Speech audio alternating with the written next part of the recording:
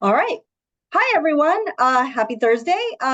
Welcome back to the Forum webinar series. My name is Priya Chaya. I am the Associate Director of Content here at the National Trust for Historic Preservation. And we're really excited today to present the first of many, we hope, Forum members only webinars for 2024. And they're developed specifically for you, the members of Preservation Leadership Forum. So we're so thankful that you're here today. So today's webinar is a book talk featuring Rosa Lowinger, author of Dwell Time, a memoir of art, exile, and repair, in conversation with Elizabeth Blasius, architectural historian, writer, and co-founder of Preservation Futures, a Chicago-based firm exploring the future of historic preservation through research, action, and design. And Elizabeth, I hope I did that right. I tried. So please correct me if I said your name wrong. Before I pass things off to Elizabeth and Rosa, there's a few technical logistics. We're going to take questions from everyone in the audience. It's a small but mighty group today. You can drop your questions into the Q&A panel at the bottom, and I'll field them at the end in the last 15 minutes or so of the session. There's closed captioning that's been enabled for the session as well, and you can enable it or disable it through the controls at the bottom of your Zoom screen. And then following the program, we'll send out a recording of today's event directly to the email you used to register. And finally, all Forum webinars are available on our YouTube channel. So if you've missed something that we've done in the past, you can always find them on the National Trust YouTube channel.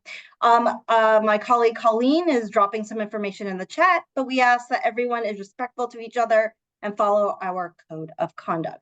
And so with that, I'm going to disappear off your screens and hand things over to Elizabeth and Rosa. Thank you. Thanks, Priya. Thank you, Rosa, for writing this book. I have to kind of provide you with a personal thank you because your book was fabulous. Thank you. And as a writer and as someone who works in historic preservation in a history-based field, I feel like no one that I know that is really passionate about the work or really finds an intellectual curiosity about it comes about it with sort of like a blank background. I feel like before I read this book, I sort of lived in fear of my personal narrative and lived in fear of, what kind of brought me to preservation. And now I'm kind of interrogating that. So thank you for kind of putting me in that space. Dwell time is so I hope that I can kind of talk a little bit about the book and we can be in conversation, and then I'm going to ask you to read a few excerpts from the book and then ask you some questions. Dwell Time it's a multi-generational memoir. It's about maintenance, care, and repair through the frame of reference of the field of conservation of objects of cultural heritage. And you describe dwell time in conservation as, quote, the time it takes for a chemical to react with a material. But then you also describe that it's, in a broader sense, eyes on a website, immigrants waiting at the border, which I felt was really compelling. And this is sort of an interesting metric of time. The chemicals reacting to materials in conversation are kind of, in a way, healing the object, whether it's a sculpture, a mural, a section of a building. And that just was so compelling to me to think about, how the time that it kind of takes to how healing sort of needs time to cure. So I'd like, so you examine the physical attributes of the materials of conservation, and then you sort of provide chapters in the book with these materials. So you've got terrazzo, which is one of my favorite materials, glass. Oh, me too. I love terrazzo. It's so beautiful. I love terrazzo. So beautiful. It's terrazzo, wood, glass. Materials that are both sort of classical and then kind of more contemporary, like concrete. So I want to start, and it's interesting that you use these in context with the chapters of the repair and care of these personal relationships that you describe in the book, but then also in context with substantial milestones of life. So for example, on page 43, you write about concrete being a metaphor for marriage, which someone who has been married previously to one person, not married to that other person, married to a new person, that really resonated with me. So I hope that you can you read that passage from page 43 about course. concrete? I would be happy to. So it begins on page 43. Reinforced concrete is a perfect metaphor for marriage. The steel makes the concrete strong under tension. The alkalinity of Portland cement protects the steel from corroding. The two parts work together to keep each other strong. But this relationship has built-in flaws. The first is a process called carbonation, by which carbon dioxide and polluted air permeates the surface of the concrete, making it continually more acidic and therefore no longer able to keep the steel from corroding. Hairline cracks, even microscopic ones, allow water and air to enter and further corrode the steel. And because rust takes up more space than metallic steel, small cracks begin to turn into big ones, allowing more water in and therefore more rust, a process that self-perpetuates until repairs are made. If salt is added to the mix, either through coastal air or by poorly washed sand or gravel, corrosion accelerates. Walking in a neighborhood of seriously deteriorated concrete is as sobering an experience as watching a marriage fall apart. Cracks appear like jagged wounds, bleeding orange rust. The stains are cries of accusation at those who have failed to provide the regular maintenance that is as necessary for aging concrete as it is, as upkeep is for marriage. I feel like if you came across that passage and didn't know anything about concrete and didn't know anything about marriage, you would sort of like walk away sort of having knowledge about both. I love that so Thank much. you. Um, You said something interesting before where you were talking about the dwell time of materials. And when the chemicals dwell on the surface of a material, that they are the product, that is the process of healing. But it is also the process of deterioration as well, when the wrong chemical is on the surface. So for example, if you take the simplest notion, which is salt water dwelling on copper, you will corrode the copper, right? So the dwell is the amount of time it takes to have an effect, whatever that effect is. And what I use in the book as the most simple metaphor is how nowadays we wash our hands for 20 seconds because that's the dwell time of soap that's the dwell time of soap required to kill viruses and bacteria and whatnot. Whereas when we wipe our hands with alcohol, the alcohol is just like a quick thing because alcohol is stronger and its dwell is shorter. Fascinating. That that passage was about the section about your parents' marriage. Yes. But I think a lot of folks who have experienced marriage can read that and identify with, and found the passage to be personal and relatable. Totally.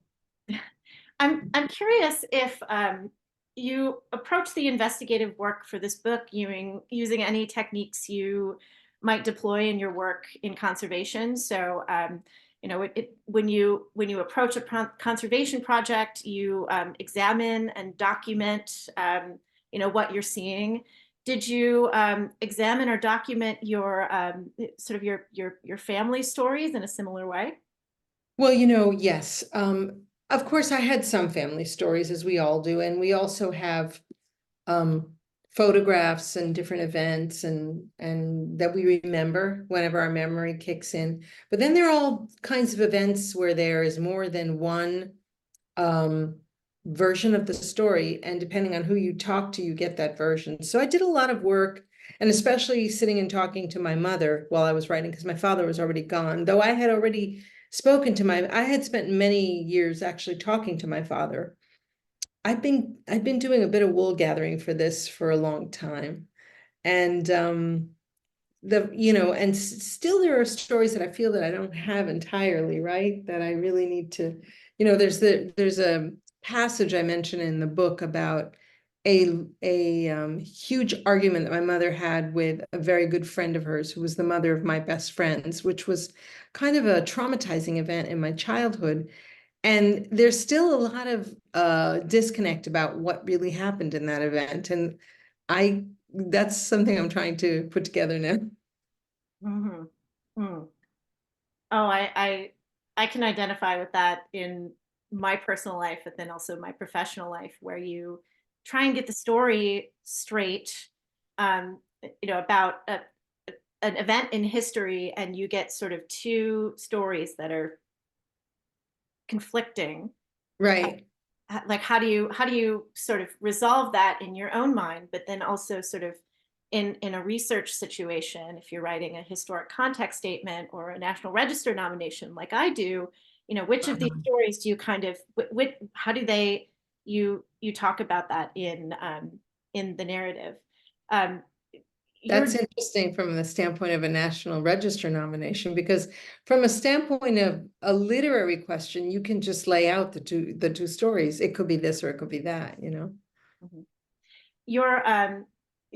Your generational narrative has a complexity that kind of mirrors this future in preservation and this present in preservation, present and future, moving into Uh-huh.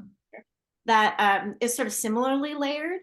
So, as an American history, we're really trying to tell the full American story. So it's no longer a binary of, say, person X built Y on Z date. Uh, Right. it's about person X built building Y on Z date, but there are all these things that kind of happen between something being built and occupied, and then the messiness of life and curation and stewardship sort of happening. And your story and your family story is kind of similarly complex. Cubans of Jewish heritage coming from Hungary, coming to the United States after the Cuban Revolution. So there's like stories of stewardship and maintenance that are part of a site's history that aren't just X and then Y and then Z. Mhm. And I really, in thinking about this, I thought a lot about the building that your father designed in Cuba in 1952. Um, Yes.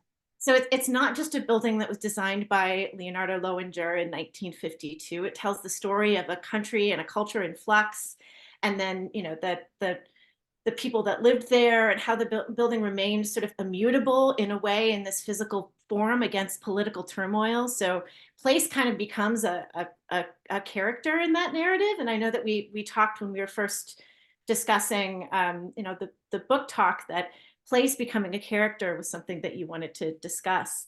Yes. Um, I'm kind of eager to. I was very excited to read about that visit in the book, but I was also eager in reading the book to read about how you shared that experience with your father. But from the way that you wrote about it, it sounded like he was a little bit underwhelmed when you sort of shared the experience with him. He was totally underwhelmed because for him and my mother, the existence of the building was not meaningful to them. It was their lives within the building, and recapturing what was lost. For them, the loss was greater than the joy of its existence, right? So for them, if the building fell down, it wouldn't matter.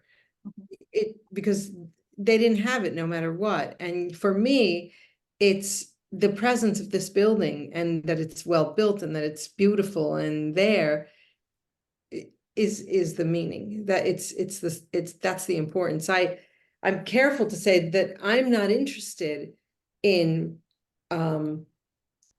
trying to take back my father's building, as so many Cubans think about regaining what was lost. And look, it's something I understand. I think it's something I understand because anybody who's had all their material possessions wrenched away for whatever political reason, you can't deny that desire, but that's not my desire.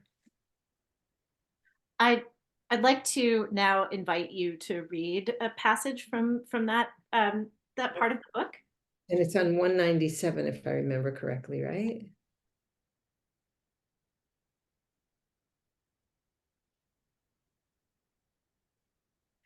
How many paragraphs do you want me to read at this? Starting with, I had never seen a full picture of the building. and then to roof line in between the balconies. Great. Oh, it's just a paragraph. I had never seen a picture of the building my father had designed, but I recognized it as if I had only just returned from a short vacation. 4 stories high, it had wide square balconies now painted a chalky cobalt blue, with a doorway and corners decorated with what looked like limestone. A driveway led down to a garage, and a long array of windows rose from the doorway to the roofline in between the balconies. That's it, right? That was it. Yeah. The building kind of becomes a place in your narrative, but then also within a larger one. And you know, with your other writing, and then your also work as a conservator, place kind of becomes a character.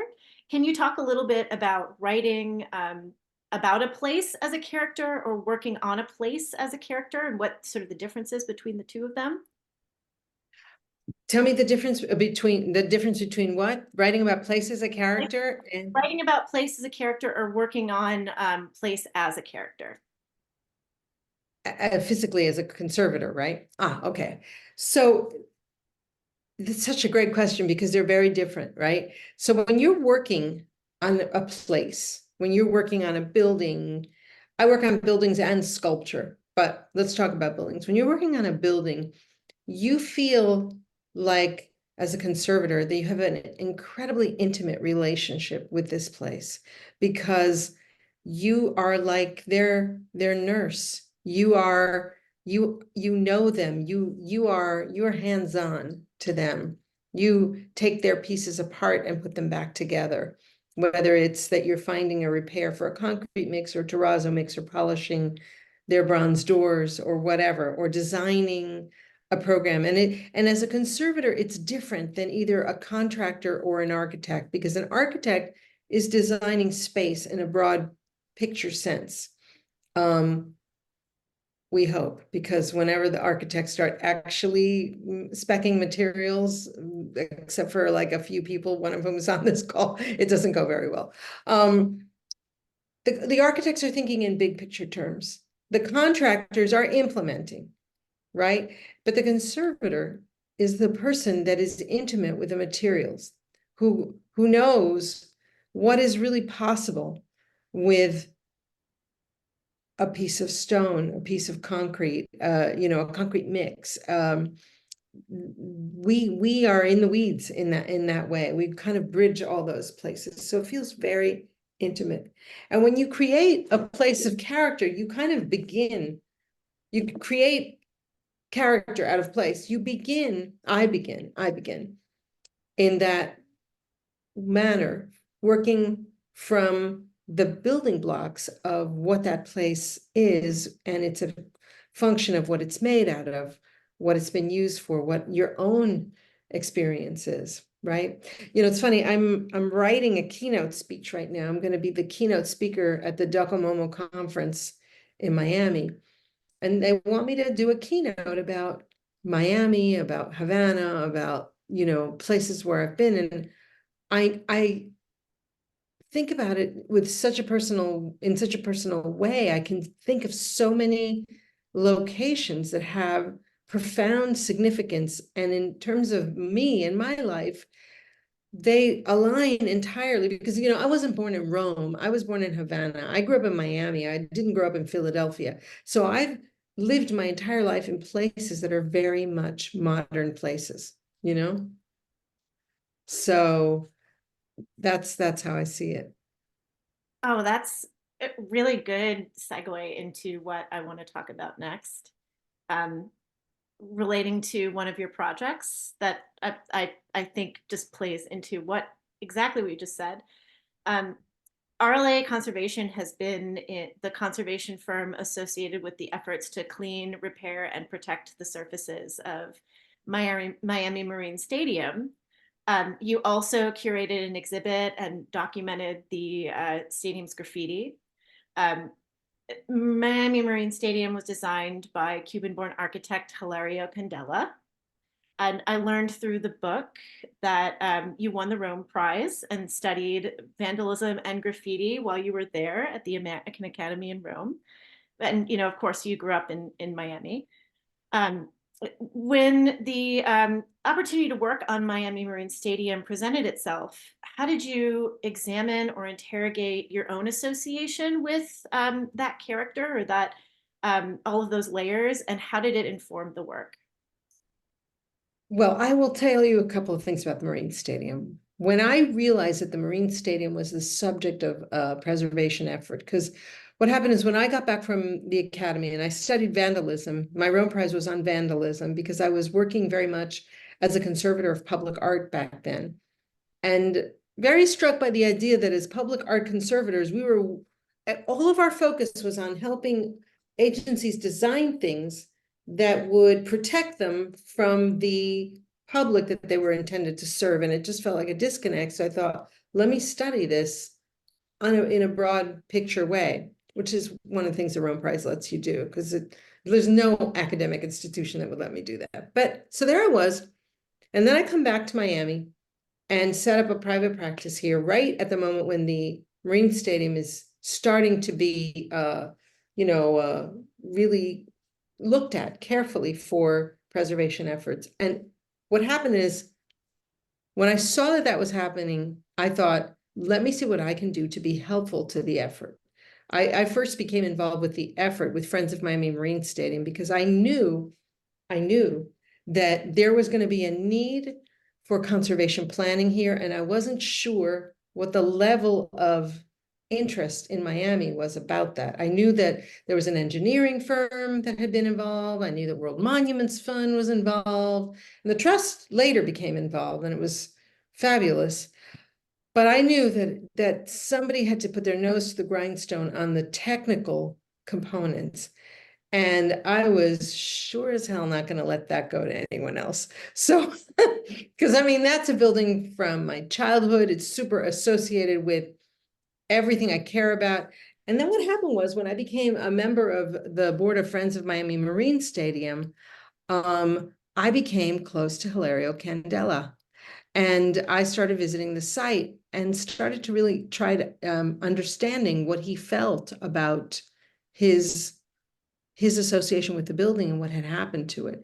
And then what really kicked things forward is that I put the building in front of the Getty Foundation, and they gave it one of the first round of Keeping It Modern grants, along with, the Salk Institute and the Sydney Opera House and the Eames House. So they elevated the building's stature dramatically, and we did some great work there. And then we did a second round of it. So to me, the Marine Stadium is its own, it's a book unto itself, I read that before Candela passed in 2022, he said that he was a fan of some of the graffiti. Absolutely. No, it's not even that. It's not that he was a fan of some of the graffiti. He was a fan of the fact of the graffiti, and he didn't lobby too hard, but he told me and many others that as far as he was concerned, they should leave the graffiti on the building. Because as he put it, the city of Miami shuttered the building, left it to ruin, wanted it to demolish by neglect. After a hurricane, too. After a hurricane that did nothing to it. The hurricane didn't do anything to it. They used that as the excuse to shutter the building, but the building wasn't damaged by the hurricane. It had been damaged previously by some, just neglect. And he said, you know what? A new generation of artists discovered my building and it's given them joy, and they adapted it and adopted it. Those are the words. Those are Hilario's words. They adapted it and adopted it. And as far as he was concerned, it could stay. They did murals about him and he loved them. We did a charrette as part of the Getty Foundation grant. The architect John Fidler and I ran a charrette in Miami with people from the preservation community, graffiti artists, the artist, the architect Candela. And it was just a beautiful morning of true appreciation in which the graffiti artist said, look, if you preserve this building, we'll leave it alone. But if you're going to just let it languish there and let it fall apart, then it's ours.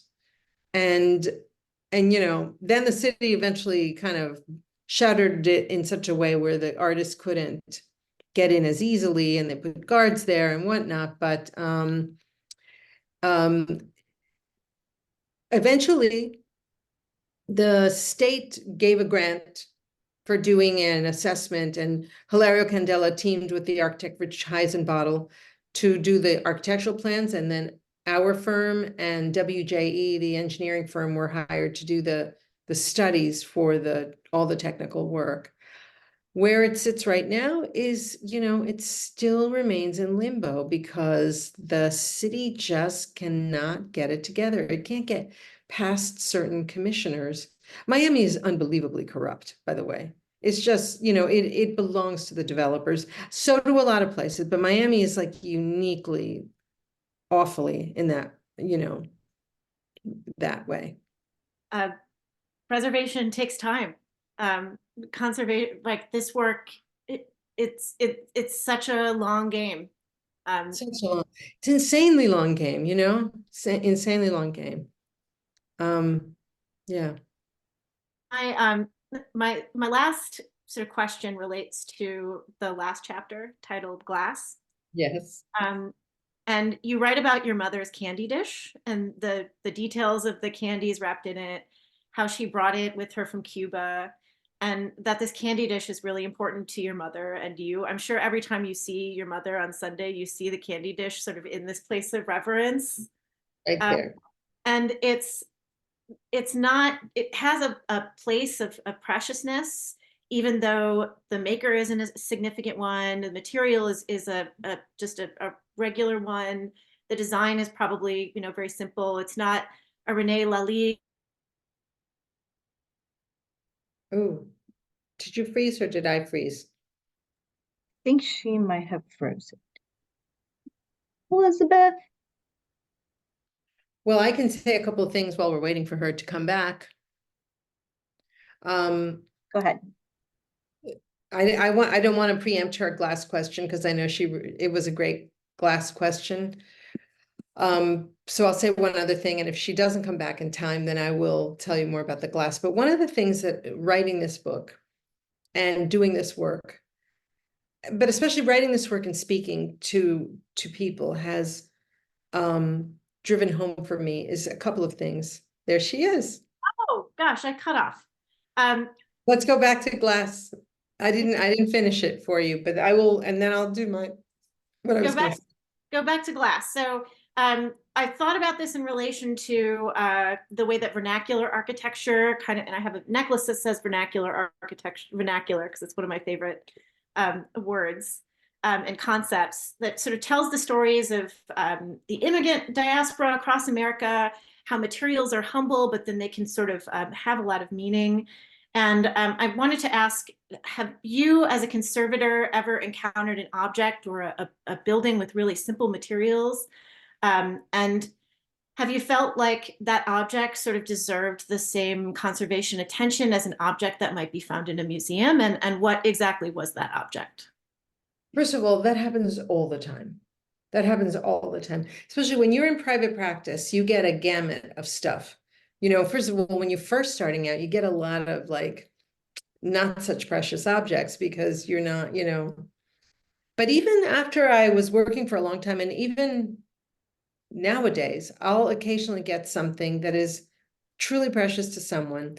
One of the best examples is something I mentioned obliquely in the book, which was after earthquakes, particularly, and fires and disaster events, but especially earthquakes and hurricanes, you get people's treasured objects that break, and they might not have a great deal of monetary value, but they'll have a lot of personal value. And during Northridge, for example, we had this wonderful terracotta bust that was made for a woman's, it was a woman's mother knew this artist, and he made a terracotta bust of her. It was about this big, you know, maybe 18 inches high. And it fell and it broke and had zero monetary value. And, you know, there's only so much you can do because, you know, if we were to fix everybody's work for nothing, like we are trying to pay salaries and whatnot, but you try to, you know, you do it because you tell people, look, this can be whole again. And I also tell people in situations like that, that it's okay if it still looks repaired, that things that are repaired don't necessarily have to pretend not to have ever broken, because there's the beauty of the broken thing or the broken repaired thing. Most things in life are broken and repaired, relationships, governments, it's and objects. We know like certain cultures kind of uh bring that front and center, like the Japanese with ceramics, or when we do, say, large scale murals in terrazzo or mosaic, not so much, because mosaics are easy to repair fully. But for example, if you have a mosaic or a mural in terrazzo or petrochrome, and you're going to fill losses, it doesn't make sense to try to mimic the original material, because you're going to make it's not going to work. And this way, you just show your repairs the way the Italians do with murals, right? You say at the conclusion of, or at almost the conclusion of the book, the joints are visible, but that is how I want them to remain. Right. Wow. Right. Right. And I was saying something when you cut out, that one of the things that I've found as I read this book is that we live in a world right now where lies can become truths if they are said loud enough and enough times. And the noisiest of us shrieking the loudest are sometimes just going to convince the greatest number of people. But buildings are immutable, and they tell stories that are included in them. The Marine Stadium tells a story of a young city that was transformed by the arrival of the of Cubans to the United States. That the building's design is entirely a product of Havana and what was going on in Havana in the 1950s, and where its architect and where Hilario studied. And the fact that it came to be at that moment in time in that place is a function of exactly where Miami was at that moment. And you couldn't say that the Cubans had no impact on Miami when you see something like the Marine Stadium. Similarly, the Cuban government, the present Cuban government, the revolutionary communist government, likes to claim that there was no middle class in Cuba in the 1950s, that it was simply extremely wealthy people and extremely destitute people. And yes, there was a lot of that. There were some fabulously wealthy people. There are buildings in Cuba with, Lalique glass interiors and Tiffany windows, that sort of thing. But there are also thousands of apartment buildings in Havana, thousands upon thousands. And who does that serve if not a middle class, And also, speaking to something a little bit more tender and delicate right now, which is the current crisis in the Middle East, where you have both Israeli Jews and Palestinians laying claim to a land, and people shooting accusations both ways of who belongs there and who doesn't. There's physical evidence that ties, both groups to that land for the longest time. Even the names of the land, even the name of the land is tied to historical physical evidence. And that physical evidence is there. I mean, it's just there. And if you want to say so-and-so doesn't belong here or so-and-so doesn't belong here, you just can't. There's the evidence. So, I know people try to twist it and spin it and say, well, it doesn't matter if it came before, but the buildings don't lie. And that's why it's so important for us to try to keep them. And which also, I mean, I know I'm preaching here to my own reflection, right? But oh God, what was I going to say? Yeah, just last night I was having a conversation with a woman here about a neighborhood in Miami called Sunny Isles, which I don't know if you know it. It's sort of like basically they raised these 60s motels that were kind of funky and beautiful and put up it's like a canyon of 40-story condominiums right at the beach. Horrible. And this woman was saying to me, well, but those motels weren't so great, and they were, you know, deteriorating, and the people who went there were just, you know, these like poor people. And you say, look, and this woman lives part-time, half her year in Paris and half of her year in Sunny Isles. And I said, why do you like Paris? What is it about Paris that you like? Oh, Paris is beautiful. I love Paris. I love walking down the streets of Paris. And I say, well, don't you think that you love Paris because of the fact that Paris has that layer, so many layers of historic buildings? And this one had the goal to me to say, yeah, but those are from the 17th century. And the thing is, you can't get to a building that's 300 years old if you won't let it last 50 years.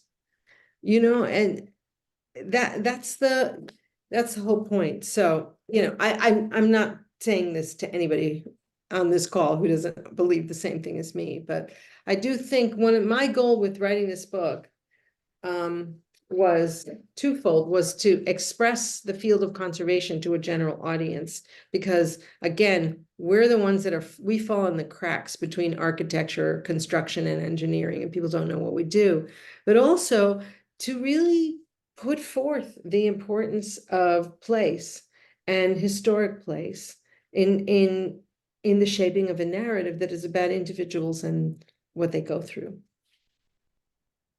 Thank you. Thank you so much for this conversation. And thank you for, you really made it, you really brought it back to the present moment too. Elizabeth, do you have anything else you wanted to ask her, or we have the question from that's you? it. I'm really satisfied. That was fabulous. I'm sure our audience has some questions. And maybe yeah, I have questions too, but I'm gonna ask the audience ones, and then I'll ask the one that I had, which thank you for this conversation. It was really, really great. So Jade is asking, Rosa, I resonated with your story about making mistakes and how others in the field reacted after damaging objects. Has your perspective on making mistakes changed now that you've been in the field longer? How do you respond or encourage new conservators who have made mistakes? You know, this is a great question. Mistakes are a great question. And there's two things about mistakes. Mistakes, first of all, always happen. They always happen. You know, that's why there are car accidents. To the best of our ability, we can't get around them. The thing about mistakes is there are catastrophic mistakes, you know, the people who failed to maintain the Champlain Towers in Surfside, that's a pretty bad mistake. The engineers who said it was safe when it wasn't, you don't want to make that mistake. That would be a hard one to live with. But most mistakes aren't at that level. The question is, are they at the level of you put an elastomeric coating on a building and it starts to fail right away? That's not a good one either, but that's a monetary one, not a life-threatening one.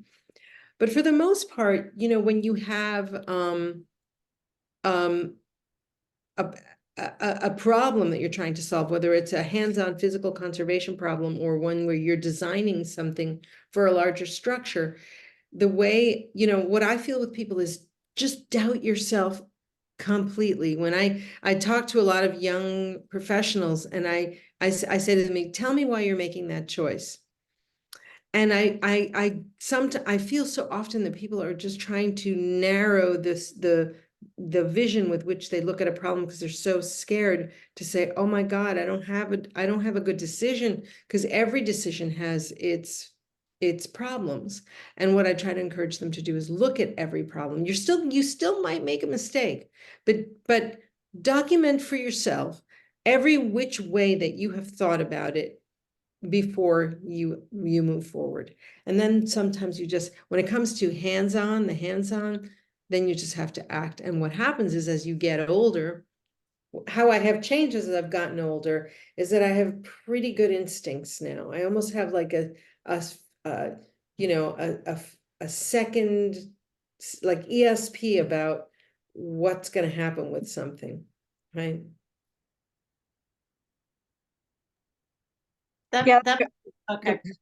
Felt like it's so valuable for people to hear, because especially if you're in you know, you're in certain circles, and you know, you're so aware of, and being a young person too in a field that is just really emphasizes history and years and years and years working, and you know, you might have a really great idea, but you don't have that decades of experience. I'm so afraid to make a mistake. And then I read that part of the book and I was like, okay, well, that's Oh, part of life.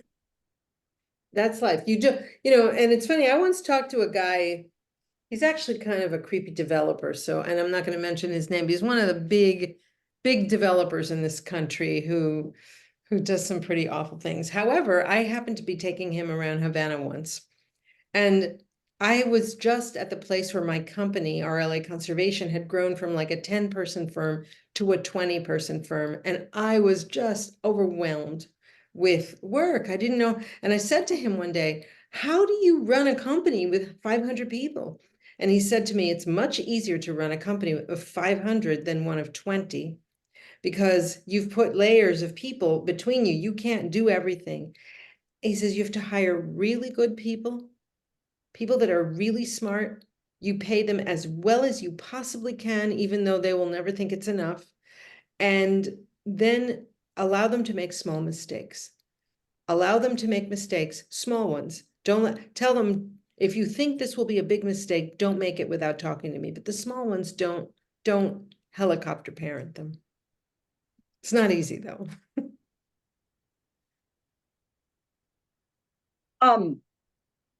If anybody else in the audience has a question, feel free to dump it in. I'll ask one of mine, which was, I have highlights all over your book.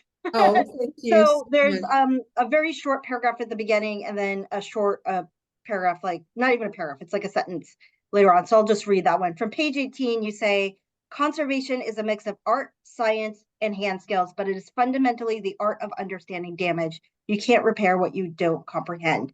And then later, you talk about your professor, and this is around page 106, who instructed you to look at your object carefully, analyze it, dismantle it, discover what it reveals to you. And for me, those two sections really resonated with me, because so much of what we do, as I'm a public historian by training who's worked in preservation for almost You're a what? You're a what?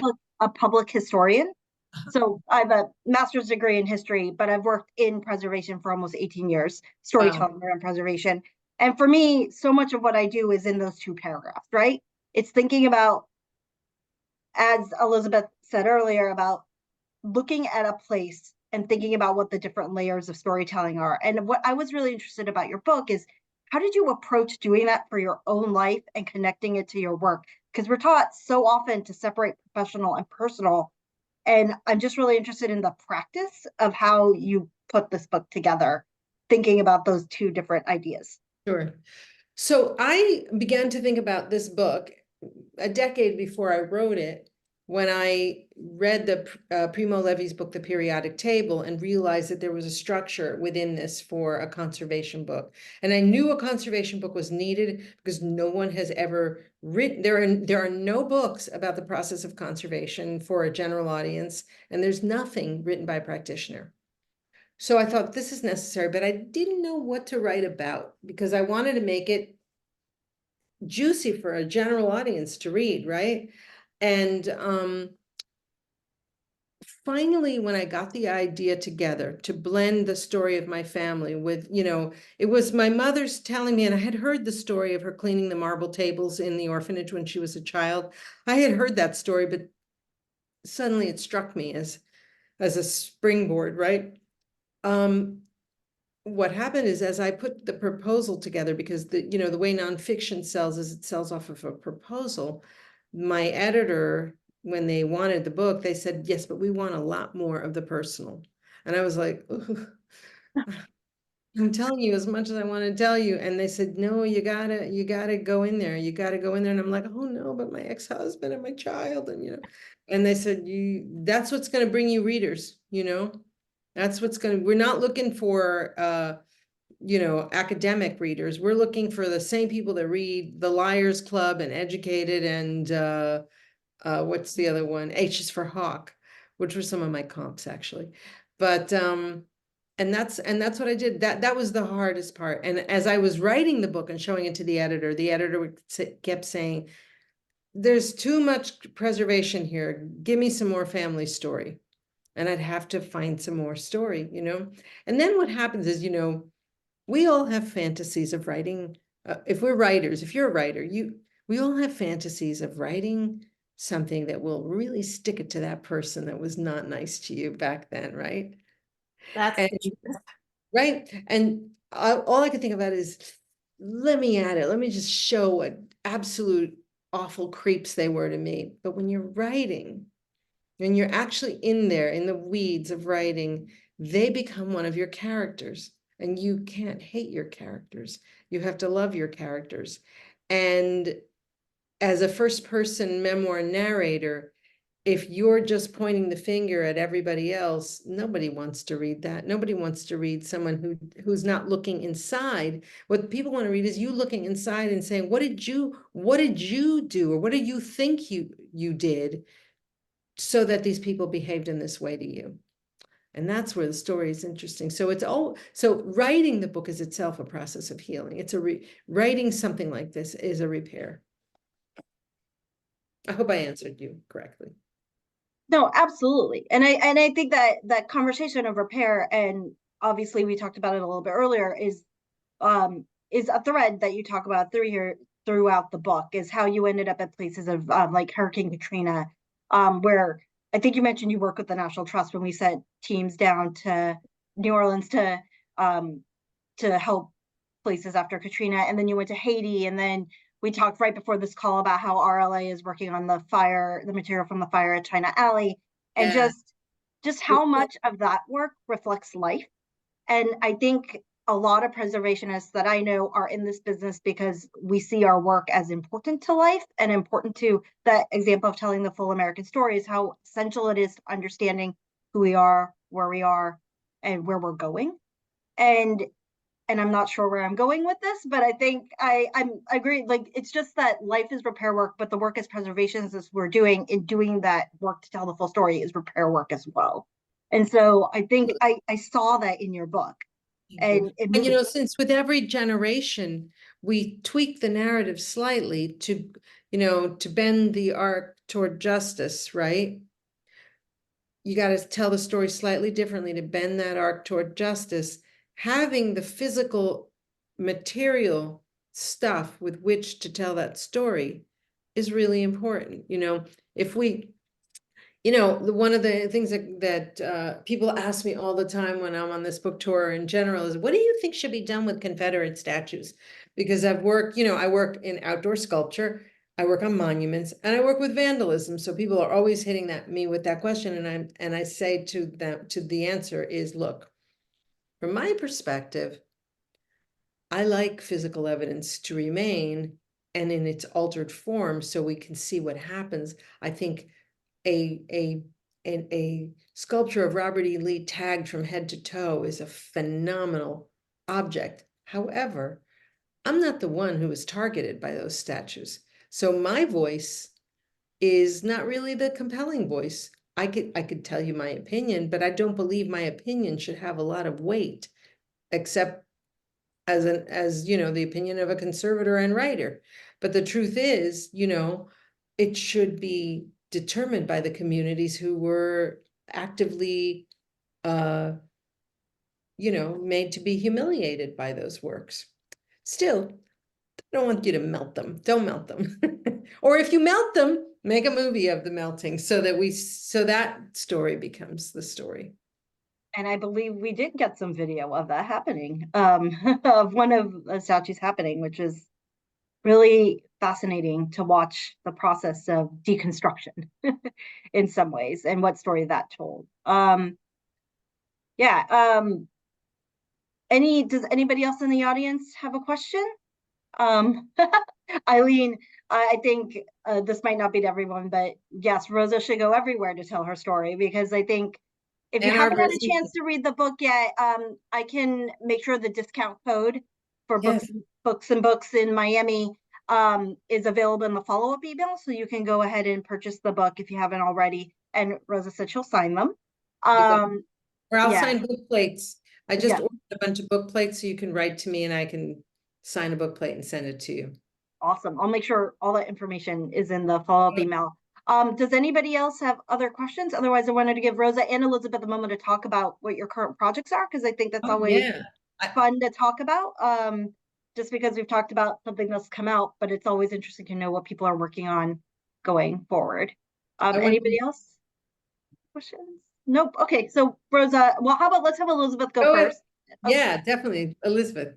Oh, well, I have every month I write a column in Moss Context, which is a nonprofit architecture and design platform.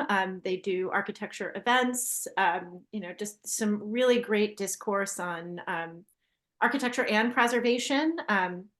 So every month I have basically an unlimited word count to write about architecture and preservation however I wish, which is really, really exciting for me. So I have an article coming out in about a week or so on the Century and Consumers buildings in Chicago. The General Services Administration is looking to demolish these two early 20th century skyscrapers in Chicago when, there are all these forces against demolition, whether it's environmental forces or, the forces of preservation, the cultural preservation, or all of the things that two skyscrapers can be aside from just what they were originally, which is two office buildings. So I'm very excited about that. Working on some advocacy around the Century and Consumers buildings generally. Otherwise, Preservation Futures just continues to work on the most interesting and provocative preservation projects right now in Chicago and then also in Illinois. But we're always looking to expand. We have a long-term work with the Emmett and Mamie Till Mobley House Museum that's in Chicago's Woodlawn neighborhood. We're writing a National Register nomination for Ward Chapel AME Church in Cairo, Illinois, that a substantial role in the civil rights movement and economic boycotts against segregation in the 1960s and 70s. So that's been very exciting work to do. And then, we kind of tend to continue to poke the bear in terms of the bear being a big developer with the James R. Thompson Center. So that the postmodern icon in Chicago that is being, turned from this very colorful red, white, and blue expression of democracy to a building that Google will make into their Chicago headquarters. So we as Preservation Futures continue to be mindful that preservation is a movement against these sort of big money, powerful interests that aren't thinking about culture and sort of broader social issues in the same way that we are. So Awesome. stuff. I wouldn't want, there's nothing else that I'd rather do. Well, I dropped a link to your column, your contributor page on, so people can look at that. Rosa, what are you working on? Well, I'm working on my keynote for Docomomo for sure, but I'm also working on, I'm working on a novel that takes place in Havana in the 1950s. And the main characters are a showgirl in a nightclub, an architect, a paintings conservator, and the son of the owner of the nightclub. And it's really a story about it's a love story, and it's a story of ambition, desire, all of those things in art.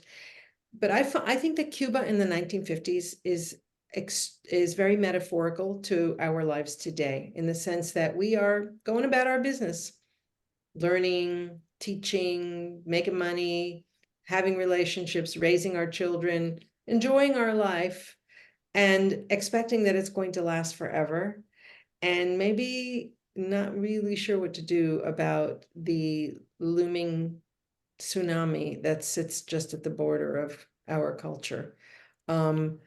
I don't mean to say anything necessarily will happen, with our culture, but there are some parallels with Cuba in the 50s. So it's going to be a good read. Like that's Yeah, my I thing. can't wait. I can't wait. It's And I'm also, by the way, working on a book about terrazzo. oh, that's lovely. And I think that's the thing. That's part of the reason we picked this book is because we knew that it was a personal, a little bit about the professional, and we thought preservationists would be really engaged in it. And also looks at our work in a different way because we all contain multitudes, right? So we're not just our job, and we're not just individuals with living lives. Sometimes they bleed over into both ways. So I'm really, really glad that we were able to have this conversation for this teeny tiny group. But I'm so thankful for everyone who is able to come. I have one pitch for everyone. We are working on our next set of forum webinars. Some of them will be open to the public, some of them will be members only, the way this one was. But we do have one where members get a discount that is has a fee associated with it, which is a 2-day online symposium. It's the Path Forward online symposium for the year. And it's focused on how preservation can help us mitigate and adapt to a changing climate. And I'm going to just drop that link in really quick, unless Colleen gets to it first. But yeah, and I hope you'll join us. It is next month, April 3rd and 4th. And we have a great lineup of speakers. And we recently just dropped 2 stories to sort of help you prep for it. So a bunch of climate related resources and a glossary. So if you're unfamiliar with climate change, there are some tools for you to read up on before you come. So Rosa, Elizabeth, thank you so much. It's been great working on this with you. And I only have one last thing to say. Yeah, sure. If you read my book and you like it, please leave a comment on Amazon or Goodreads because the algorithm loves that kind of thing. Yeah. Reviews are great. Thank you Awesome. so much. Thank you so much. Have a great day, everyone, and a lovely weekend. Bye. Bye-bye. Thanks, Elizabeth, for your great questions. Thank you, Rosa. Thank you, Priya. Bye. Bye.